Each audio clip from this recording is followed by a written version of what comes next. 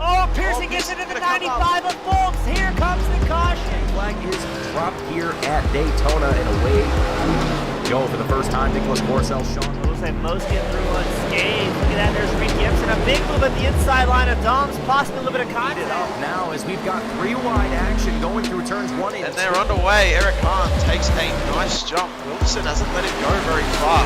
Go out here for Circuit Spa Francorchamps. Alex Johnson's off to a brilliant start there. Just how oddly shaped this one is. We saw in the background Eric Hahn go for a bit of a swing, and he's gone and he's over. New stuff.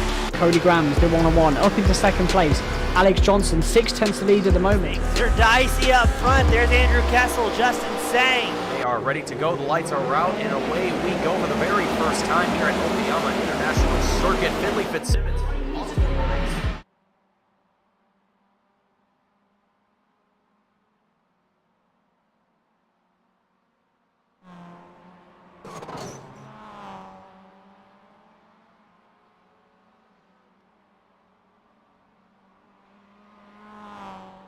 Tonight's broadcast brought to you by the Detroit Region Sports Car Club of America. With over 1,400 members, there is no shortage of knowledge, history, and trailblazing ideas like this Sim League. Thank you, participants and spectators, for being part of the augmentation and evolution of the region. The DRSCCA, of course, goes beyond the virtual realm. In 2024, we are hosting over 40 events over 60 days that can get you behind the wheel or so close that it will blow your hair back. The gamut of behind-the-wheel events include road racing, road rally, rallycross, autocross, and a competition driving school. Support for the Detroit Grand Prix, Formula SAE, and Street Survival are also amazing opportunities to help sculpt future and professional drivers. Check out DRSCCA.org for more information. Superlap. Located on the world-renowned Woodward Avenue of Berkeley, Michigan, Superlap is a sim drive studio, a space to meet and compete with professional-grade racing simulators. They are a premier practice and driving venue. They will help you achieve your motorsports goals with education, practice, training.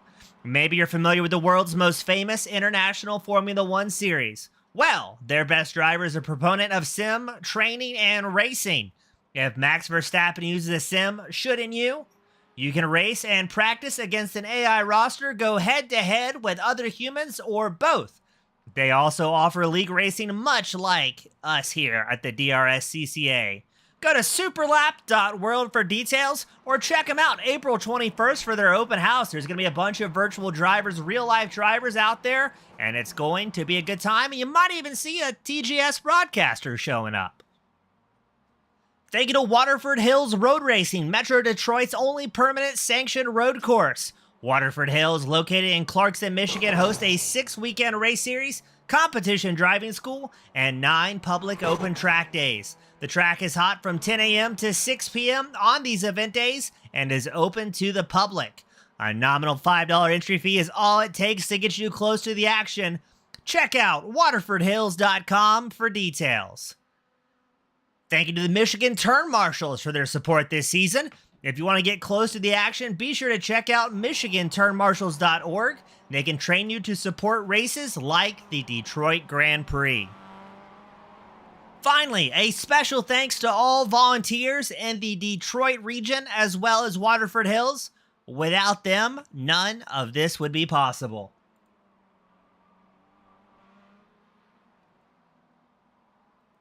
Without further ado, welcome back, race fans, to the Detroit SCCA Sim Series. Bridging the gap between virtual and track racing, we're at Detroit Grand Prix, Belle Isle for our Thursday night Miata drivers. My name is James Eastspring, the Action 1080p, 60 frames a second. On behalf of Team Goon Squad, good to have everybody back out in the booth. We've got Contrionic, we've got Maggie. Join us in the spectator area, getting ready to watch some great racing here tonight. Now, right now, qualifying is underway for these drivers. And Lynn in the top spot there in qualifying. The number 30 machine had a good showing in the Spec Ford on Tuesday night. And looking to currently improve the weekly standings. 14 drivers have put down qualifying time so far. And it looks like we have 19 registered. I see Scott shaking the number 19 machine. He's going to be our race control here this evening.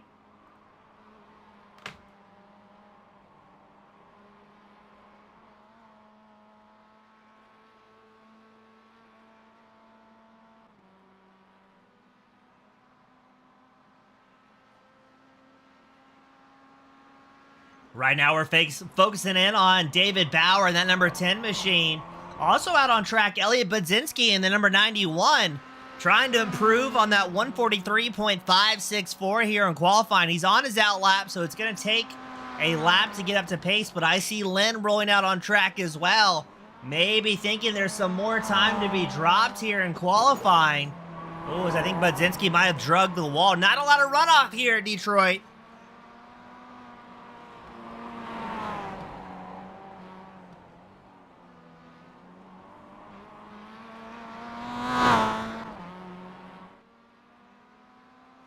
Now, I had the opportunity to hang out with these drivers yesterday during the practice. The sentiment is from the paddock is the agreed upon number was there is a good chance 30% of our drivers have incidents during this 30-minute feature event here tonight. So I'm going to be interested to see if that holds true or not.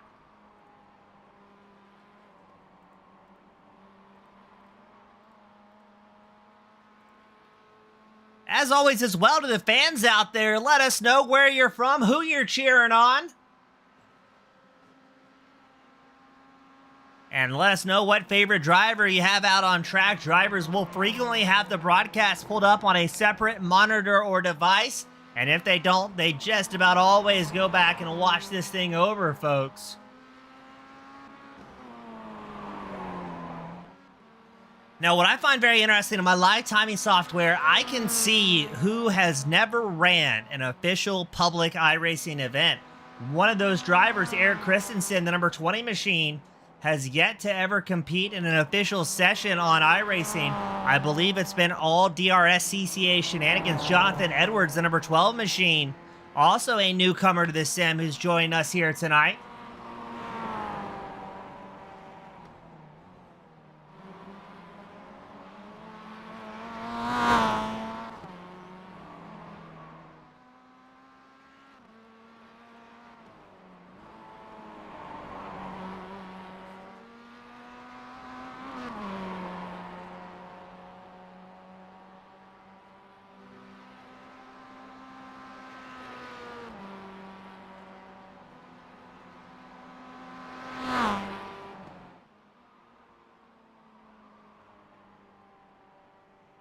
Just about 8 minutes left in qualifying. Lynn still in the top spot with that 143.513. Budzinski still hunting for 500ths more of a second. I just saw Richard Scheib jumping up the board as well. That number 79, he's going to get down to a 144.48. That's going to be good enough for 7th here so far.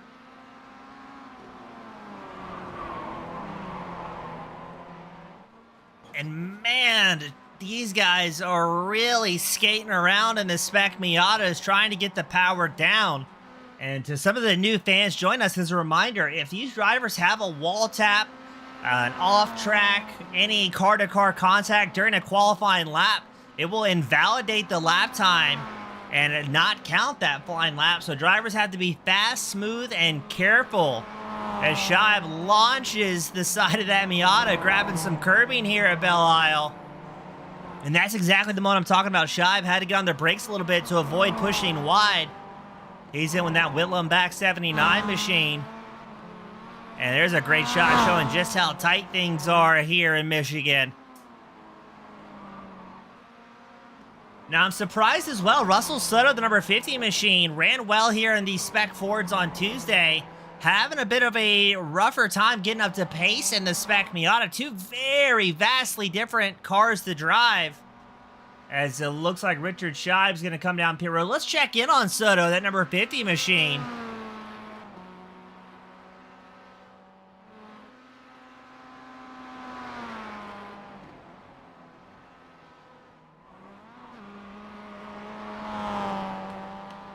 Your top 3 drivers, Lynn, Budzinski, and Bauer, were all just out on track. Bauer takes a tow down pit road.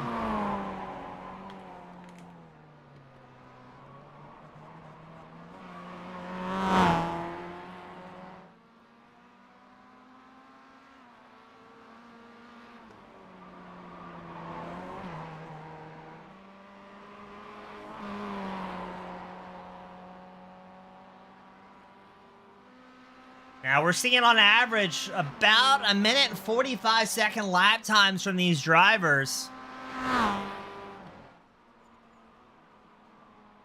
So they've got time to click off 3, maybe 4 laps without incident. But you got to remember, it takes a full lap to get up to pace, and then you can put down a fast lap time. And I'm not sure tonight how much the cold tires are going to be a factor for these drivers as well. Historically, the Spec Miatas take a little while to get warmed up, as Budzinski and Bauer, 2nd and 3rd in qualifying, both on an out lap.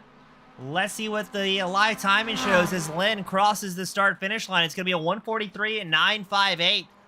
0.4 of a second off his fastest lap.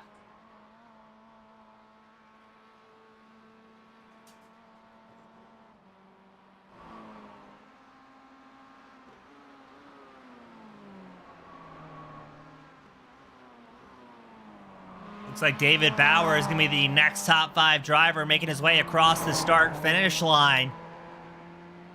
He's trying to improve on a 1:43.72. So right now he's on his out lap.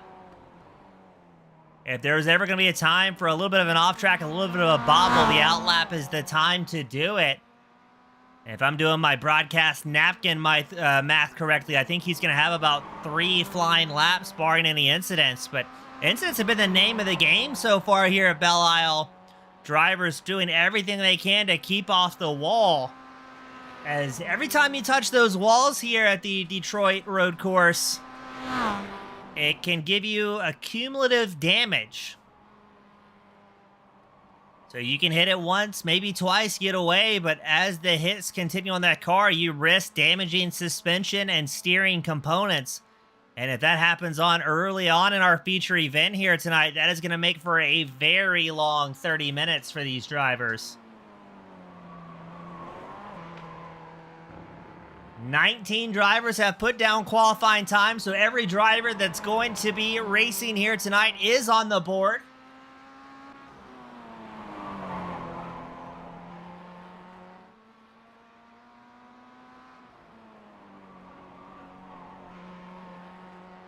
And after our qualifying session here tonight, we're going to have a very brief intermission.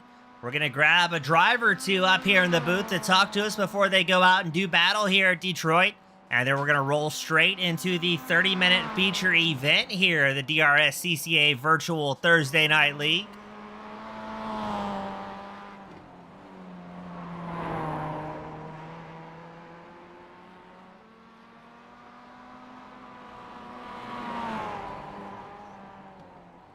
A few short minutes left in qualifying. What's David Bauer got under the hood of that number 10 machine?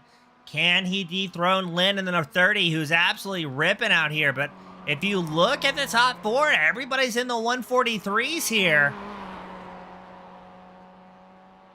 Now that could mean we're going to have quite the race on our hands here tonight. Bauer crosses the line. It's going to be a 144.3, so he's got time for a lap, maybe 2. But you've got Budzinski out on track, Lynn's out on track. Really the only drivers down pit road are Christopher Murray in the number 29 and Richard Scheib in the 79. Budzinski wants to get a fast lap here before he runs into traffic in this open qualifying format.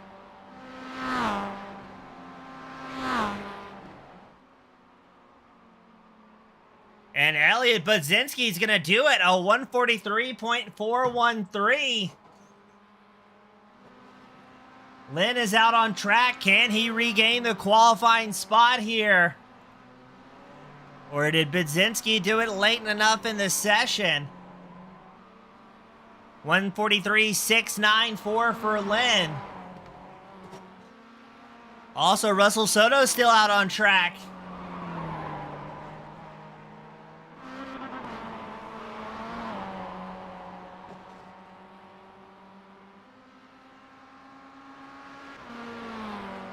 Now, the way the qualifying session works here, since we don't have heat races, if drivers can cross the line before we hit that 20-minute mark, that final lap will count for them. Couldn't quite tell if Soto brushed the wall there, if that was the driver ahead of him. It shows Soto with a 144.39 his last time by.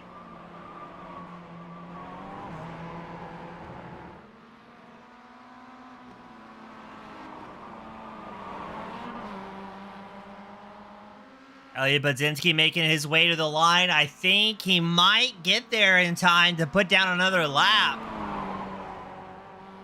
It's gonna be mighty close. He's got 15 seconds to try and get there.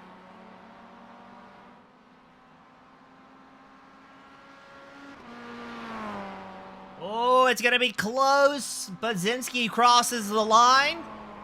So he'll get another crack at it, a 143.691, so the checkered flag is out. Here comes Lynn approaching the line. Lynn's gonna come down pit road. And who is that but Mr. Paul Darling? In the final hour here in qualifying, 0.2 of a second faster than anybody else. Darling found some pace there. Does Soto have anything left? Or is he going to have to settle for an at-best 5th place spot in qualifying?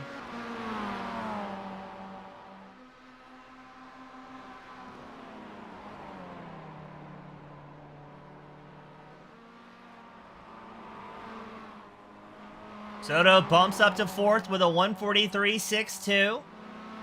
That's going to move David Bauer back into 5th. Bauer still out on track, as well as Dave Moreno, William Lamb, Eric Christensen, and Jonathan Edwards.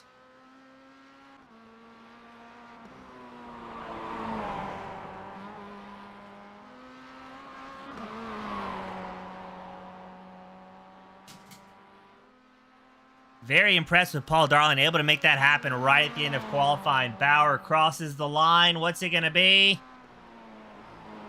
A 143.883, so not quite enough. You know who's still out on track, though? Elliot Budzinski.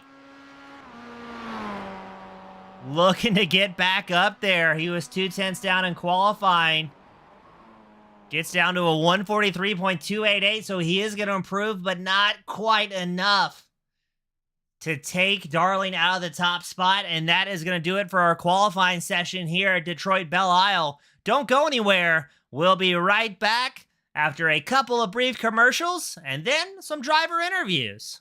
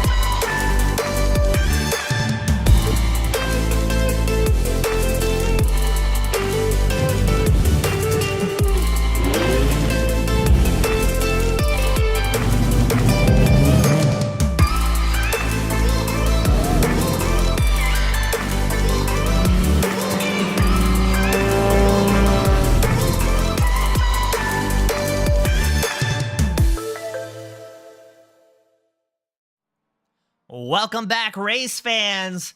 And we're under our 10-minute intermission setup, but I've got the world-famous Corey Gordonier joining me. Corey, say hello to the fans out there. Howdy, howdy. Corey, you're piloting the 198 machine. We've seen you running Tuesday and Thursday nights. Tell us about yourself, how you found the DRSCCA, and what makes it so much fun. So I've been a member of the SCCA for I just got my 5-year pin. I first got introduced to the track scene almost a decade ago with my old Mustang, and I hated putting wear and tear on my baby, so I went and I bought a beater Miata, and you can see how that turned out for me. I sold the Mustang and now exclusively run a Miata, And that's kind of how I got introduced to the Waterford crew, and everything kind of spiraled from there. Now, with your background, what disciplines are you currently involved in? Where'd you come from? Is it autocross, time trials, road racing? What's your story? So I started out with just plain old track days, and having that itch to always constantly improve. And I've been so involved with that scene that I now help organize and run some track days, especially at Waterford. I'm actually at Groton this weekend organizing one, and I'm from there. I'm getting really into time trials. I'm trying out for Grid Life this year. I have no notion of winning it all, but it'll be nice to put on a show for a sizable crowd, and I would be amiss if I didn't point out that I'm doing this under Christopher Murray's tutelage, and he's also running in this league. Yeah, the number 20. Yeah, the number 29's out on track tonight. Yep, that's why I call myself Team of Morton. He, another buddy of mine, and I, we're all kind of doing Grid Life together, and we're all under his umbrella. Now, Corey, you're talking about your real life experience, and something we always tie into here, the virtual DRSCCA. How does sim racing kind of translate to your real life driving, or vice versa? I'm very impressed, especially in iRacing, at how closely these MX-5 Cup cars feel like my actual Miata. Mine's turbocharged, but aside from that, the handling characteristics are pretty similar once you get the wheel dialed in. Aside from that, I don't know. I'm still learning a lot of these tracks, and I'm always especially given some of that background being an instructor and working with track days. I'm always very careful to point out, like, let's do things that are nice to the newbies. I'm always happy to point out, just turn on the driving line. It's a nice little resource to have. And I always err towards that side of things. So I'm always willing to sacrifice a little bit of speed in order to actually go through it and learn where to apex and stuff like that. Now, does being in the sim and having the ability, either yourself or a student, to virtually hop outside the car, see what a driver's telemetry is telling you in sim, or be able to take an outside camera and watch that point of view, does that help you with your own racecraft as well as coaching with that virtual perspective? It can. Before I ever did Mid-Ohio for the first time, I probably spent about 40 hours in sims practicing it and learning the track, and it does make quite a difference, especially when it's your first time ever at a new track.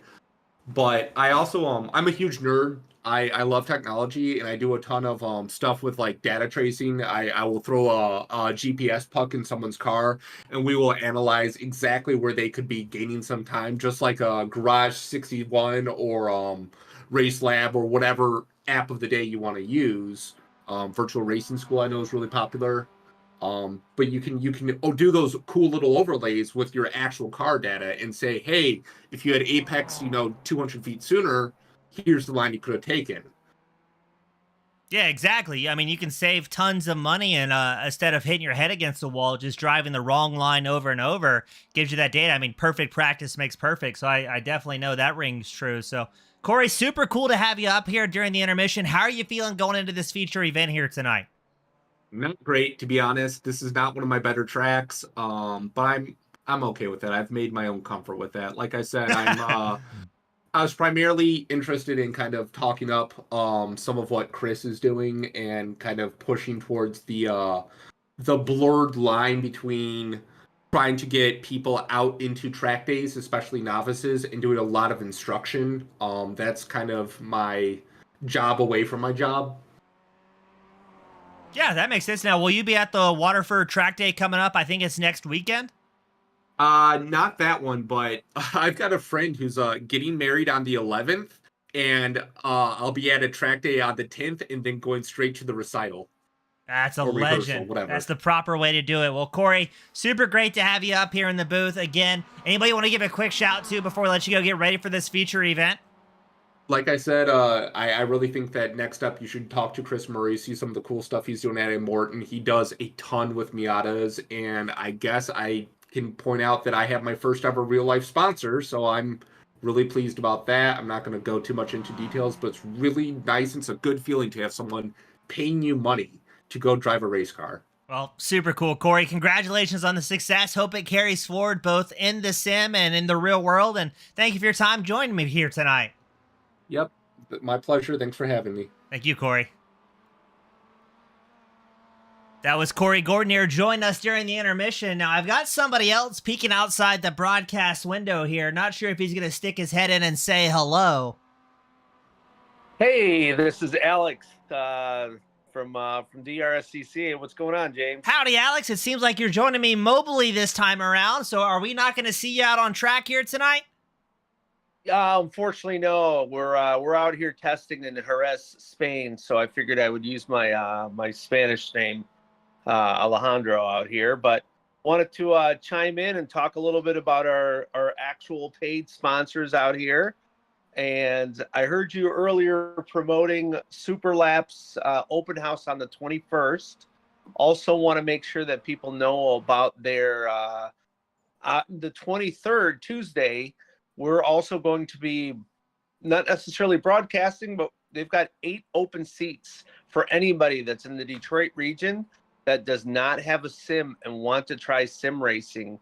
We will be at Super Lap in Berkeley, Michigan from 6 to 9:30 p.m. An email will be going out to Detroit region members, inviting them to come out. We're going to fill up at least half of those seats with people that will be driving Watkins Glen with the Spec Racer Ford. We hope to see you guys out there. That sounds super fun. Sounds like a lot going on the next week. I was told by another driver that Waterford Hills is putting on track day, I think the day before the open house at Super Lap. So a lot going on next weekend in your neck of the woods. Absolutely. The day before and the day of Waterford Hills open track days 1 and 2. Kind of like Corey mentioned, definitely go to waterfordhills.com. That is where the official open track days are. The best instructors in the business, the most affordable track days, and the best track days that happen at Waterford for sure. But also just wanted to mention a little bit here about Michigan Turn Marshals. We are running the Detroit Grand Prix Belle Isle course today. And as you may or may not be aware, but the Detroit Belle Isle or the Detroit Grand Prix has moved back to the streets. And that's pretty darn exciting. But the Detroit region has been supporting the Detroit Grand Prix since 1982. We provide over 150 corner marshals and stewards that support the actual Grand Prix, all the way dating back to Formula One, Indy, IRL, and whatever we've got going on right now, which is kind of the Penske world. However, this one is very special. Russell and I made sure that we put the Detroit Grand Prix. What's available on iRacing was Belle Isle. Hopefully they will scan the downtown track at some point soon, and we'd love to see everybody out there. Yeah, I mean, they've scanned the second coolest track in Michigan. It's no Waterford, but it's pretty all right out here. It is pretty all right. It would be even cooler if they went back to the 1980s street circuit, the one that Ayrton Senna and Nigel Mansell used to rip on. They need to go back to the vintage and the classics like they used to back in the day. The good old days, Alejandro. Alex, before I let you go, as we're getting ready to start off tonight's feature event, who's your picks, your top 2, top 3 choices that you're expecting to do well here tonight? It's going to be tough. I was watching that qualifying, and it was great to see Paul Darling come out kind of as the dark horse out of nowhere. It's crapshoot. Could be Soto again like he did on Tuesday night. But Zinski's, he's the crowd favorite for sure. Love to see Lin, log it in from China, I'm guessing. Moreno is, he's also another dark horse out there. So we'll see. At the end of the day, I'd also love to see Dave Grodzinski. Let's invert the field and keep him up front. Oh, that'd be super fun to watch. Alex, a pleasure having you up here as always, bud. Thank you for the support as well as all the fans that support the DRSCCA and our sponsors. And I'm looking forward to some great racing here tonight. Let's do it. I look forward to the commentating, and I'll be watching from the comfort of a Jerez hotel and sipping on some sangrias before more testing on track tomorrow. Living the dream. Be safe out there, and we greatly appreciate you. Thank you. Bye. That was Alex Delatorre, president, head honcho of the DRSCCA.org. But now it is time, ladies and gentlemen, for today's main event. Starting on pole, Paul Darling, the number 55 machine.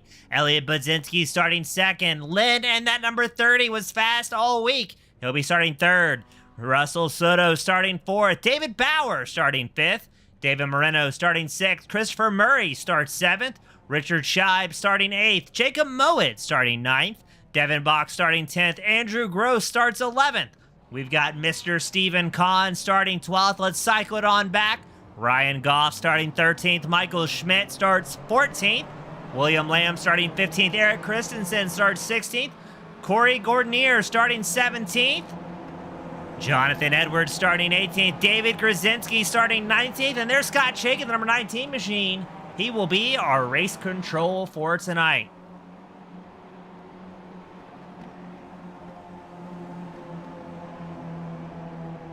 It's a brief formation lap, and we are underway here at the Michigan Grand Prix, Belle Isle. And it's going to be a busy turn 1. Budzinski making an early move for the lead. Edges out Paul Darling. Russell Soto has picked up a position as well. But drivers going too wide here. The track really narrows down. And already, I mean, we saw at Draft Heavy Tracks VIR, Road Atlanta, where drivers were very cautious to make any early moves. Not tonight, but there's going to be problems at the back as Ryan Golf finds himself in a precarious spot. Looks like Michael Schmidt was tied up in that one. Let's see what happened to Golf real quickly in our instant replay.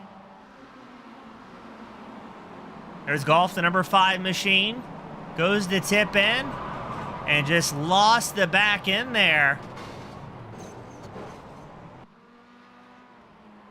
So Budzinski still up front, 7/10 ahead of the rest of the field. Paul Darling 2nd. Russell Soto running 3rd, with Bauer and Lynn rounding out the top 5. So already seeing some big changes up here in the top 5.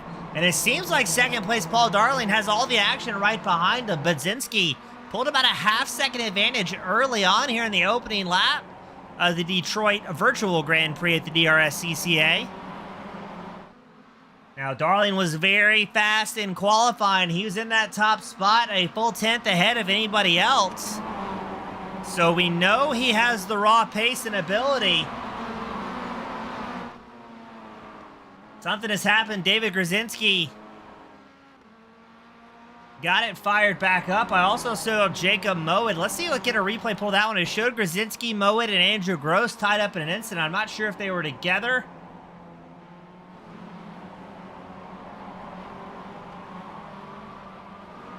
So Grzinski just loses the back end there. There was a separate incident with Mowat and Gross, I think. We're focusing on Jacob Mowat, the number 28 machine. Oh, just drills the safety barrier. And Andrew Gross, with nowhere to go, comes barreling into him.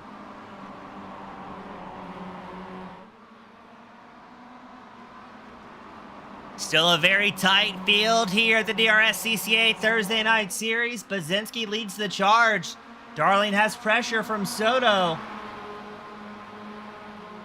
And haven't seen too many major moves around the field here. 2 drivers that are tied for a hard charger. Eric Christensen in 13th and Corey Gordonier running 14th. Both up 3 positions so far here tonight.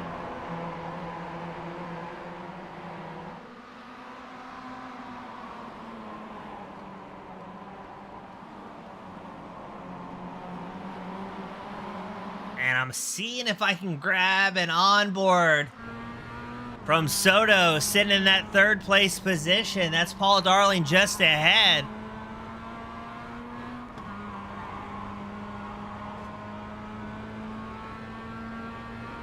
Soto has a big run here, but it seems very difficult on the road course to make any big moves. Soto's got the drive here, backs out of it into turn 1.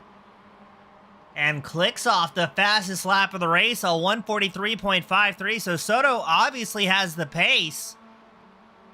They're still staying within about a half second of Budzinski, so this is a little bit of chess being at play. Does Soto push now? Or does he follow along with Darling and try and track back down Budzinski? A little bit further back, Lynn keeping the pressure on Bauer. Lynn's down 2 spots from where he qualified. Didn't have the opening lap that he was really looking for, but We've seen that number 30 crawl through the field several times and just get faster and faster, and most importantly, very few mistakes we normally see out of Lynn.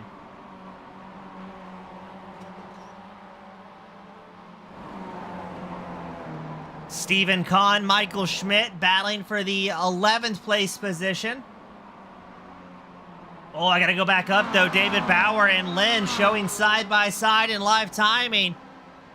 Lynn trying to make the outside line work. Bauer grabs a little bit too much curbing, bounces into Lynn. Lynn gets pushed into the wall. And something's going on up front as well. Soto has moved up into second against Paul Darling. So drivers starting to bump and grind a little bit here. Looks like Soto just had massive drive and they're leaning on each other hard. And Soto pushing his way through the number 50 machine. That's road course racing and spec machines. Sometimes you gotta lean on the competitors a little bit and make your own luck.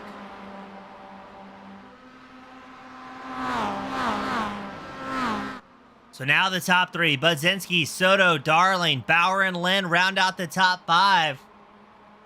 There's Budzinski not too far ahead, just about a half second up over Soto. 2 seconds currently separating our top five. And once again, Lynn and Bauer go side by side. Looks like Lynn's going to get the pass here and make it clean, but they're about a second back from those top three drivers. Can Lynn and Bauer work together here and try and track down and get back within podium contention? As a reminder to our fans, there are no planned pit stops here tonight for this 30-minute sprint. If you see a driver coming down pit road, as we've seen with Jonathan Edwards, Dave Grzinski, Jacob Mowat, that means they have some sort of problem. It looks like Mowat has unfortunately put it back behind the virtual wall here tonight. So he is going to be done and out of this one.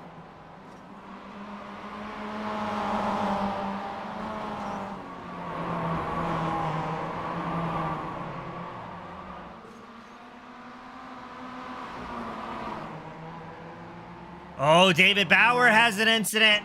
He's going to drop down the standings, now down to 7th. So far, so good. I thought he might have grabbed a little bit too much curbing there, but just loses the back end and skates around. And with how close the walls are to the track surface, if you're perpendicular to the track, it is very tough to get these machines turned around. Now, keep an eye out as well in live time, and look at Lynn in the 4th place spot. Has gotten past that 1 second barrier and actually clicks off the fastest lap of the race, a 1:43.371 for Lynn. That's also going to put Christopher Murray, the number 29, up into the top 5. David Moreno had a bit of a blink there in the 51. Hopefully that doesn't get worse as this progresses.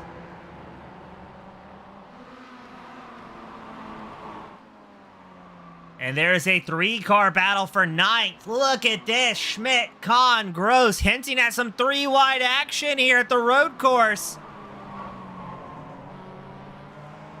Schmidt leads ahead. I couldn't quite see who that was. Pulled off to the side. That may have been Jonathan Edwards, the number 12 machine.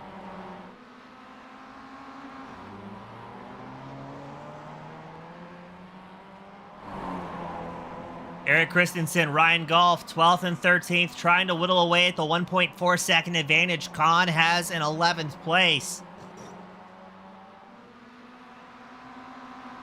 And we go back to our top 3. Budzinski, Soto, and Darling. But look who has joined the party. It's Lynn in the number 30. Every single week, really twice a week, every time we come out and cover the DRSCCA Virtual Series, it is some of the best racing you can find in a league on iRacing. You can tell which drivers have been going to Super Lap for a little bit of extra seat time. Is Lynn going to hold off here in the 4th place spot and follow along with the top 3? Or is he going to stay on the loud pedal? And we'll just listen to the tires screeching in protest as Lynn wheels that Miata around here.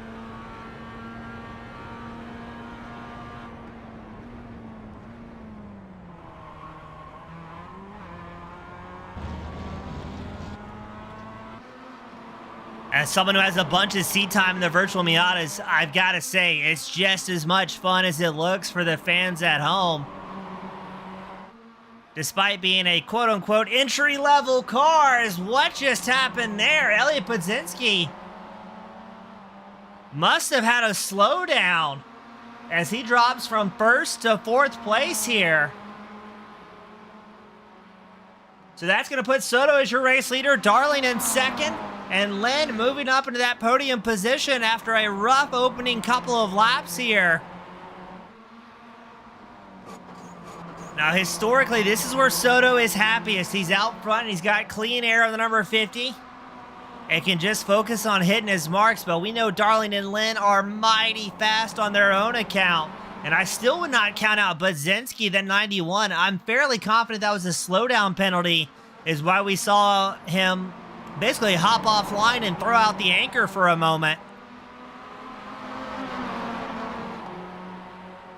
Your top three drivers separated by less than a half second here.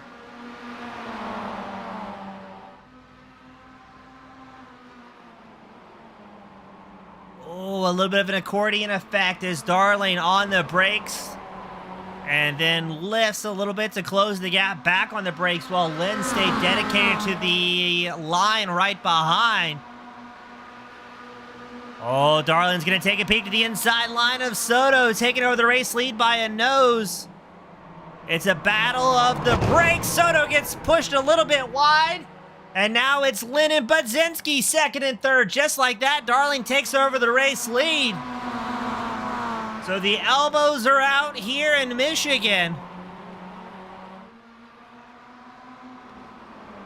And it is a 4-car breakaway. We've seen this in races past as now Darling tags the wall. We've seen races past where it's a 3, 4, 5-car breakaway. And then towards the end of the race, it can be whittled down to 2 or 3 as Lynn is going to make a charge for the lead here.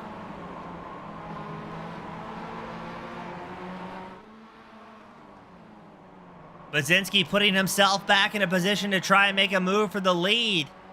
Has the nose chopped off by Lynn there, and Soto's right back in the top 4. 8 minutes left to go here in today's feature event. Looked like a little bit of lap traffic up ahead for your top 4 pack as well. And while this is going on, you also have a battle for ninth. Michael Schmidt feeling the pressure from Andrew Gross's 69 back student driver machine. You also have Christopher Murray, David Bauer linked up 5th and 6th.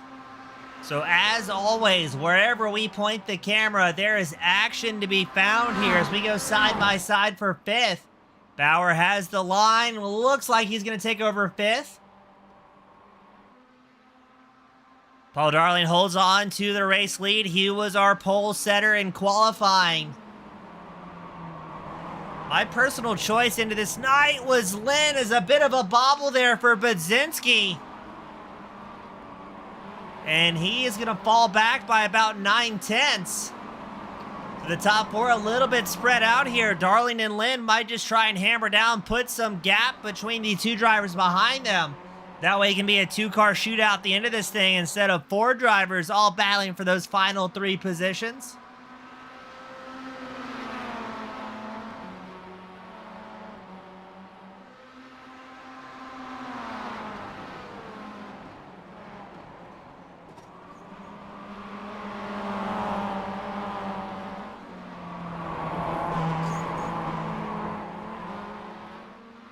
Here we go, the battle for the lead. Lynn does not seem to be content following along behind Darling. I think he's going to go for it here. Oh, and look at the slip angle carried by these drivers. Flat tracking the Miatas around the road course. Darling and Lynn, first and second, have built up over a 1-second advantage over Soto and Budzinski, who are linked up nose to tail behind.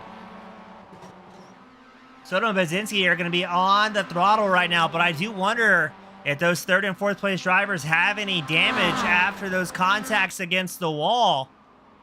As it looks like your top 2 drivers, yeah, gaining at least a half second over everybody behind them.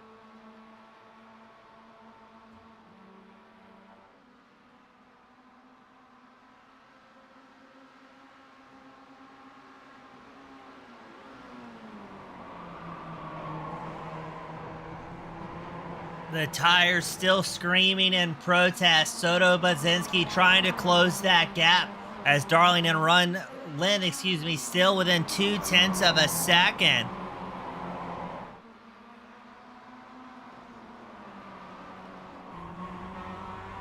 On board with Lynn here. See if we can grab the old nose cone angle. How's that an exhaust for your Thursday night? Pushing the number 55 machine of Paul Darling. I think Lynn knows everybody inside this top four very close on pace and only wants to have to deal with one driver by the time that's all said and done. And Lynn just wants to make it mano a mano with Paul Darling, the pole setter, as they still maintain over a second advantage with Soto and Budzinski. But Soto and Budzinski, they have the same plan as well. And I do have to wonder, where is Ryan Carwile here tonight?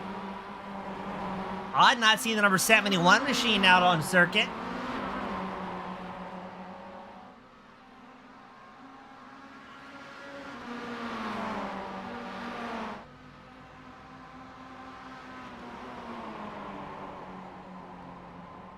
Still, just barely anything separating the top two drivers, and there's Soto and Budzinski mirroring the top two.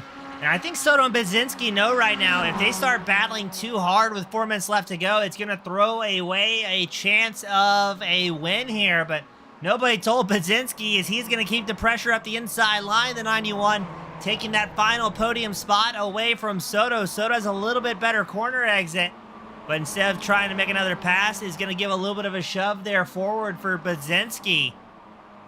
But just that has cost these third and fourth place drivers almost 0.4 against the top two.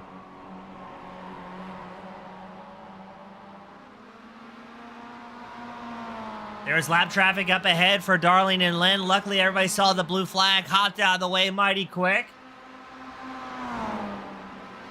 Oh no, David Moreno letting us know the 51 had to retire due to packet loss.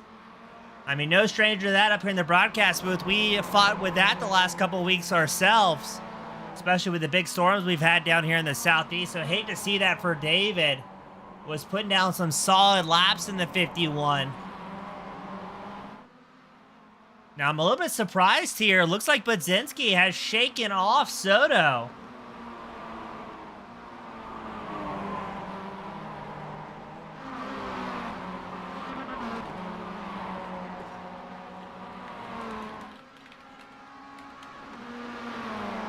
And I was informed by the fans as well. Ryan Carwile, we were mentioning him just a second ago, only runs the SRF on the Tuesday night DRSCCA series. Lynn looks like he's getting racy here against Darling.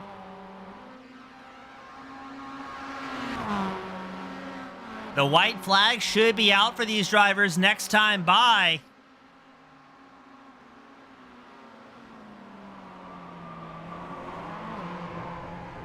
A little bit of an off track there from Darling. Is that going to give Lynn a chance to strike?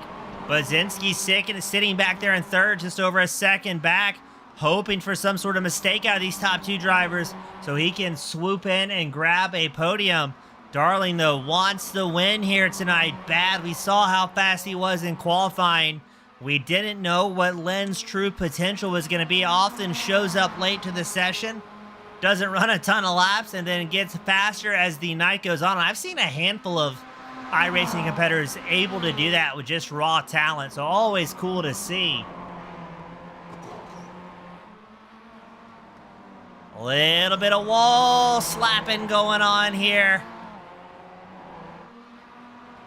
Lynn can't see much of the track ahead with the back of Darling's 55 right in front of him. He's hoping for a mistake out of the black and yellow Miata so he can capitalize, and that has allowed Budzinski to close back in, sitting in third. Budzinski, all of a sudden, still finds himself with a possible win ahead of him here. Soto's about 2 seconds back from this pack. I think Soto has damage on the side of that number 50 from those impacts with the wall.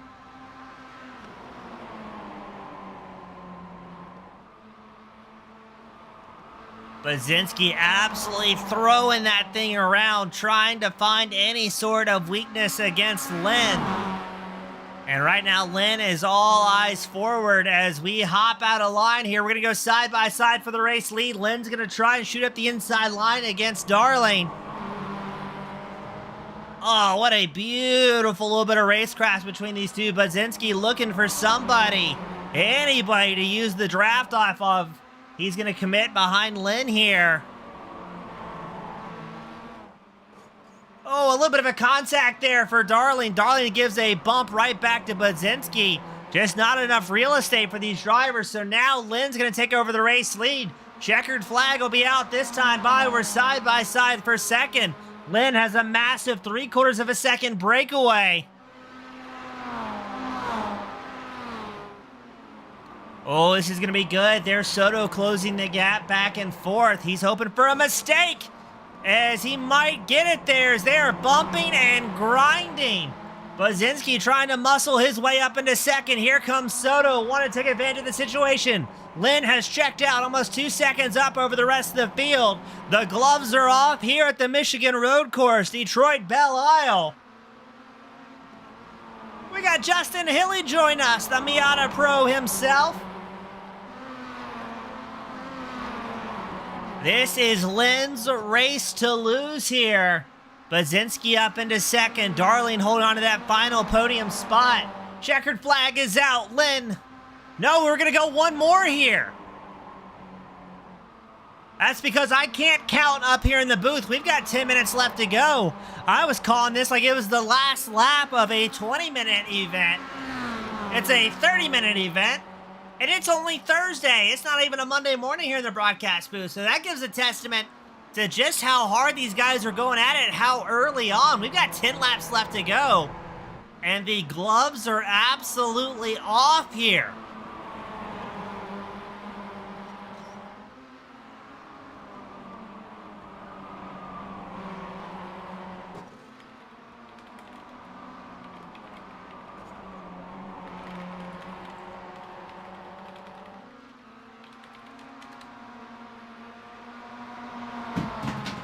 Russell Soto falling a little bit further back as Bazinski and Darling continue to do battle. Almost wondering if Soto saw the gloves come off and says, you guys go at it. I'm going to wait for one of you to go home early and sneak up into the podium. So 8 minutes left to go here, the DRSCCA Virtual Series.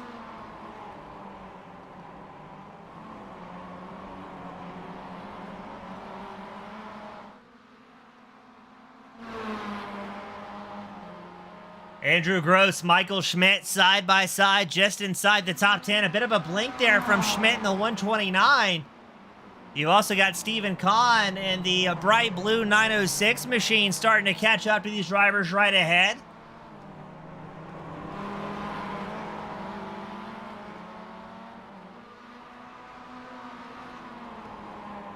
As always, great racing all across the tarmac.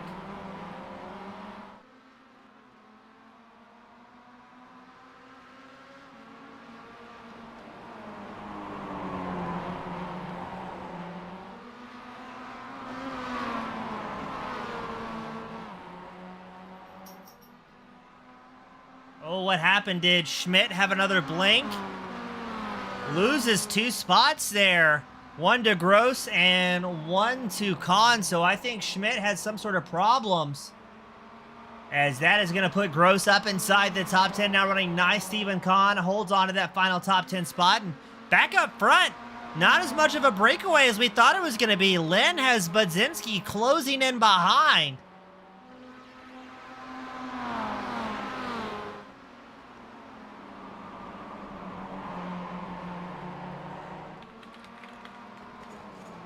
So we still have time to see a battle for the lead unfold here tonight. Bazinski on the throttle. He was almost a full half-second faster than Lynn last time by.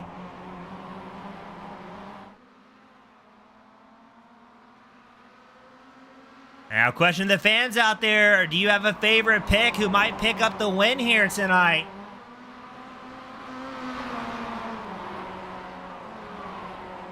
Budzinski looking really good. My personal choice was Lynn, but it's anybody's guess. I mean, I still wouldn't discount Russell Soto sitting in 4th. He's about a 1.5 seconds back from your race leader. But we've seen late race carnage before here on a Tuesday or Thursday night.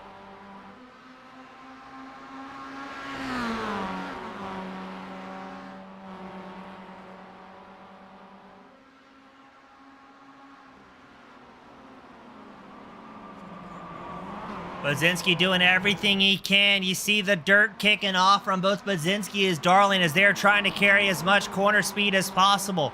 Everybody using the curbs to help rotate these cars around.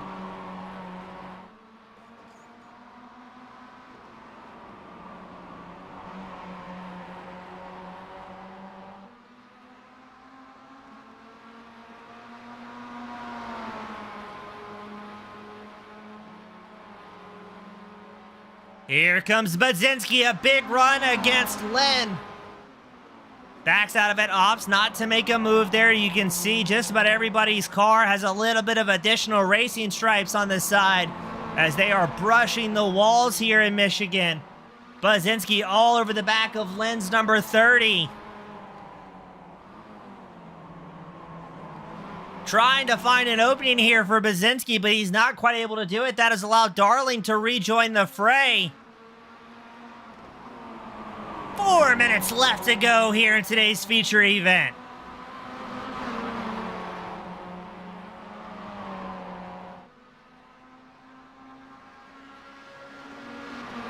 It is a 3-car breakaway. Lynn, Budzinski, Darling. As Darling had the fastest lap out of the top 3 drivers that time, guys. We're side by side. Lynn and Budzinski banging doors here at Michigan. Paul Darling says, you know what? I'll make this a 3-wide party as we are 3 wide at a road course for the lead and Spec Miatas. Who's going to break first here? Who's going to send it? Darling is going to work his way back up to the front and working the outside line against Lynn. Lynn stays side by side, but Budzinski has a good run, pulls up alongside Lynn. Darling pulls a car ahead of the other top 3 drivers. Budzinski and Lynn still side by side. Budzinski up into 2nd. Darling with not a ton of time left into this main event, showing he still has the pace. A bit of a scrape there from Budzinski. And who do we see looming in the background? Mr. Russell Soto still wants some of the action here. I think if Soto can catch the draft of the drivers ahead of him, he's got the corner pace on the more technical parts of the track to still be a contender. It seems like he's dropping off on the wide open straights. Either that's attributed to damage or just not having the draft of the other top 3 drivers. Darling ahead by 0.4 of a second. Budzinski holds on to 2nd against Lynn. This is some fantastic racing for our Thursday night series. We have whittled it down to 15 drivers out on track.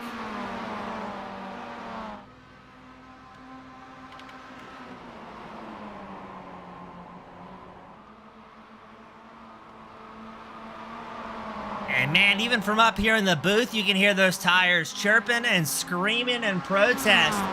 I think Budzinski is not going to settle for 2nd here. He wants the race win. Hops out of the draft trying to play a little bit of chess against Paul Darling. Everybody in the top 3 makes it through nice and smooth there. Budzinski keeping a nose in the corners, just trying to get Darling offline a little bit. Trying to force a mistake out of the number 55, your race leader. Darling not falling under pressure. And there we go. Just as I said, in the technical parts of the track, Soto able to catch up here. Let's see. Is he in the draft of Lynn? It looks like he's still losing a little bit of ground here. So Soto, with what I think is car damage, isn't quite able to pull up to the top 3 and make a move.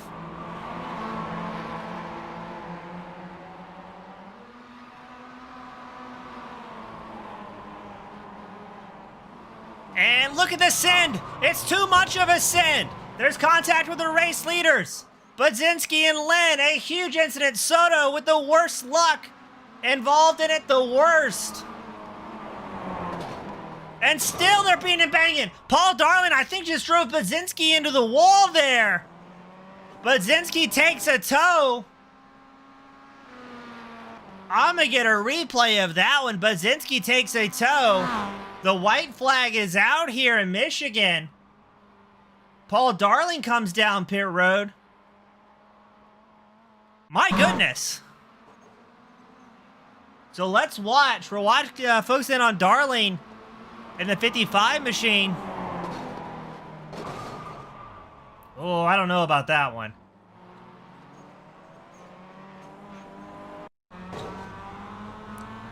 So there's the car-to-car contact, some of the first car-to-car contact with Budzinski and Darling. Watch the wheel here. I don't think it was malicious. I think Darling was just pushing the front, pushing too hard there.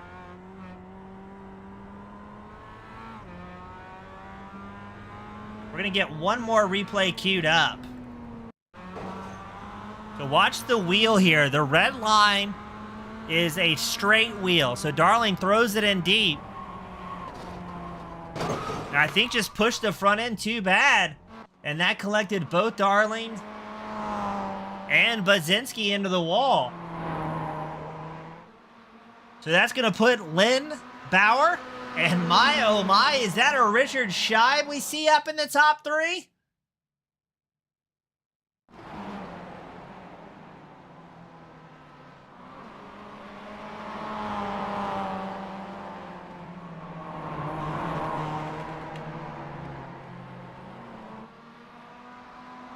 So checkered flag will be out this time by Lynn. Had the pace, but definitely had some luck there too.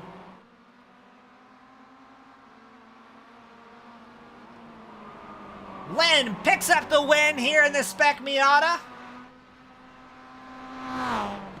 David Bauer gets second. And can Richard Scheib grab his first virtual DRSCCA podium? He can do it. Richard Scheib, his first podium here. Picks up third. Christopher Murray fourth. And Devin Box will round out the top five.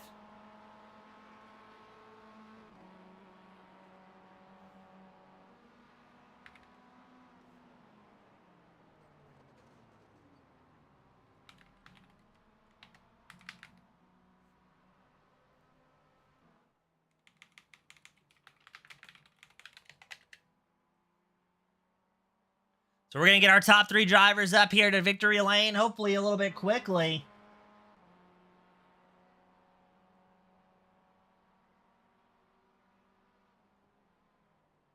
But man, oh man, what a fun race to call here tonight. As Lynn enjoys the victory laps here in Michigan.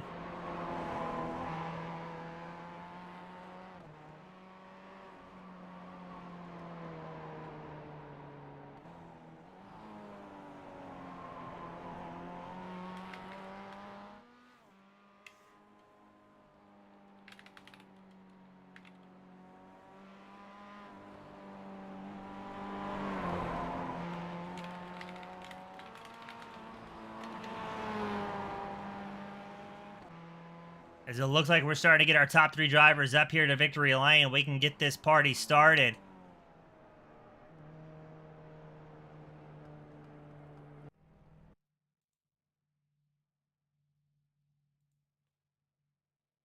So we're going to get things started with Mr. Richard Scheib. Richard, are you lost? What's going on, man? Yeah, I think I am. Rich, I mean, I'm at a loss for words. That was one of the wildest races I've called in iRacing in quite a long time. What were you thinking seeing some of those top five drivers just suddenly going back to pit road late in the race? I'm still speechless. I was in, I think it was sixth for most of it, and then me and Chris were battling, and Chris was putting up a hell of a fight, and then boom, yeah, all of a sudden Russell came out, another person came out, and then I was in the chat with Mike and John, and they were like, you're in P3. And I looked down, I'm like, nope, No way. Good save. So, Richard, I mean, it seemed like you and Murray were having a show before those final few laps, but it seemed very difficult for drivers to make passes here on the Michigan road course. Oh yeah, it's this insanely hard course to pass. Or, I also feel bad for everybody who was, a lap back, because it's hard to even get out of the way for anyone when there's hardly any spots to do so. Yeah, it's a tough course. Well, next week we go to Road America, so a complete 180 as far as track setups go. What's your expectations for the Michigan road course next week? It was great to do this in Detroit. I don't know if this will. I'll have to get lucky again. I think. Well, Richard, always a cool time talking to you, man. Super pumped to have you up here in the top 3 for the first time this season. Before I let you go, who do you want to give a shout to that helped make it happen for you? Oh man, I mean, everybody up front having a good old time. That was great. Thanks for letting me get this, get up there, and the DRSCCA, obviously, Super Lap, Whitlam, friends and family for watching. It's always great being here. Love this group. Well, great group of guys on off the track. Richard, a pleasure, man. Hope to have you up here more often, and congratulations on 3rd here tonight. Thanks, man. Appreciate it. Thank you, sir. That was Richard Scheib. Join us in the 3rd place spot. Up next, we've got Mr. David Bauer. David, what a wild race, especially the last few minutes here. I mean, I didn't know what was happening out on track. Yeah, me neither. I was nowhere near the front. So, yeah. Well, the Barbie success continues as the field spread at the end of that. How are you feeling going into tonight? I mean, you were up 3 spots at the end of this, but it seemed like you had a pace, you stuck to it, and it was relatively smooth sailing for you in that big pink machine.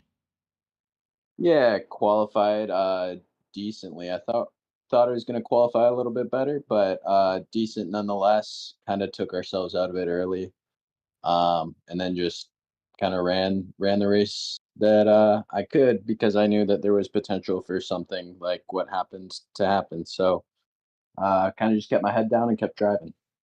Well, and talking about that, it seems like, and you said it very well, with how evenly paced everybody in the top 5, top 10 is, and these are very much momentum cars. I mean, if you blow one corner, how long does it take you to get back up to pace?